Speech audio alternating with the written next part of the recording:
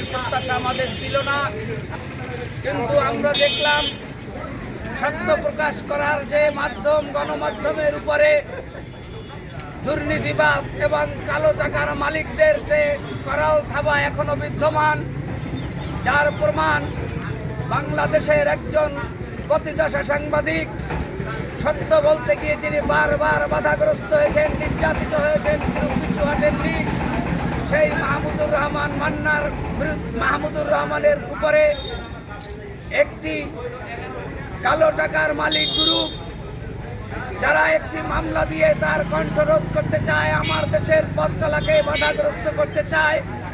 আমরা তাদের এই ষড়যন্ত্র এবং তাদের এই অপকর্মের তীব্র নিন্দা ও প্রতিবাদ জানাচ্ছি এবং অবিলম্বে এই দুর্নীতিবাজ মেঘনা গ্রুপের চেয়ারম্যান সহ এর দোসরদের গ্রেপ্তার সহ দৃষ্টান্তমূলক শাস্তির দাবি জানাচ্ছি।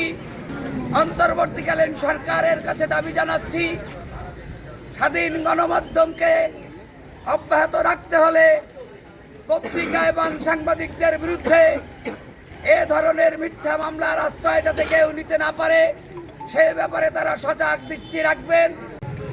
মাহমুদুর রহমানের বিরুদ্ধে গতকালকে ঢাকার আদালতে একটি মানহানি মামলার আবেদন করা হয়েছে।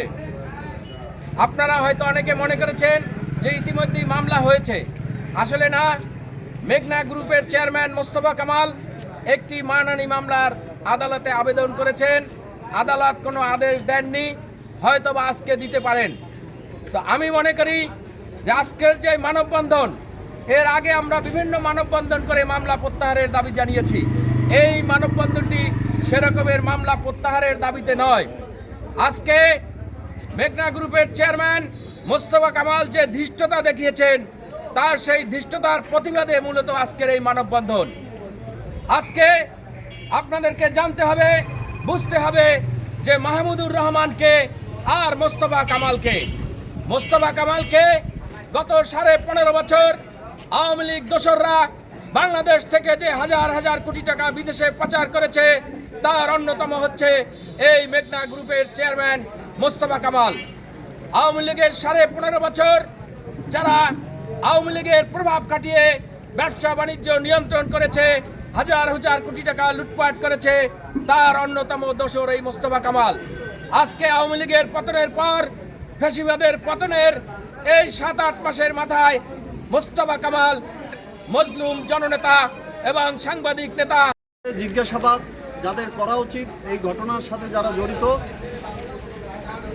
তাদেরকে গ্রেপ্তার অথবা তাদেরকে হেফাজতে নিয়ে এই দুর্নীতির তথ্য উদ্ঘাটন না করে বরং উল্টো সেই পত্রিকার সম্পাদকের বিরুদ্ধে মামলা করা হচ্ছে।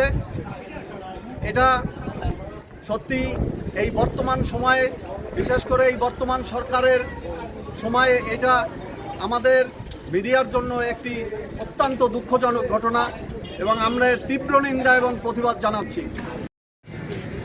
ঝালকাঠি আমার দেশ পাঠক মেলা সহ এখানে যে রাজনৈতিক নেতৃবৃন্দ আছেন, বিভিন্ন সংগঠন, সামাজিক সংগঠনের সকলের পক্ষ থেকে এই মেঘনা গ্রুপের চেয়ারম্যানের গ্রেপ্তার দাবি করছি। এবার যাই আজকের প্রোগ্রামের সমাপ্তি ঘোষণা করছেন এই অনুষ্ঠানের আজকের মানববন্ধনের সভাপতি আশিকুর রহমান সাগর হিসেবে কাজ করেছে। আজকে আমরা দেখতে পাচ্ছি তারা অন্তর্বর্তী সরকারের সাথে সংযোগ স্থাপন করার চেষ্টা করছে, সম্পর্ক উন্নয়ন করার চেষ্টা করছে। তারা তাদের সেই সম্পর্কটা আগের মতো চালিয়ে যাচ্ছে, ব্যবসাও চালিয়ে যাচ্ছে। আমরা আজকে এই মানববন্ধনের মাধ্যমে আদালতের কাছে দাবি জানাচ্ছি, এই মজলুম সাংবাদিক যিনি বাংলাদেশের রাজনীতির চেতনা, বাংলাদেশের রাজনীতির ধারণা, সংস্কৃতিকে পরিবর্তন করেছেন, সেই মজলুম সাংবাদিকের বিরুদ্ধে এই ধরনের কোনো ধৃষ্টতাপূর্ণ মামলা যেন বাংলাদেশের আদালতে আর কোনো না হতে পারে। মামলা দায়েরকারী গ্রেপ্তার দাবিতে পর্যায়ে আপনাদের সামনে বক্তব্য রাখবেন ঝালকাঠি টেলিভিশন সাংবাদিক সমিতির সভাপতি প্রতি আমাদের শ্রদ্ধা রেখেই বলছি, তিনি এই দেশে থেকে যখন তাকে বাধ্য করা হয়েছে, আজকের তিনি দেশে এসে যেখানে এই মেঘনা গ্রুপ তার বিরুদ্ধে মামলা করা এটা কতখানি দুঃসাহস এবং ফেসিবাদরা যে এখনো অপ্রতিরোধ এই মামলার তারিখ প্রমাণ। আমরা এই ঘটনাটি দুর্নীতির যে যারা জড়িত তাদেরকে অনতিবিলম্বে গ্রেপ্তার করে বন্ধুগণ এবার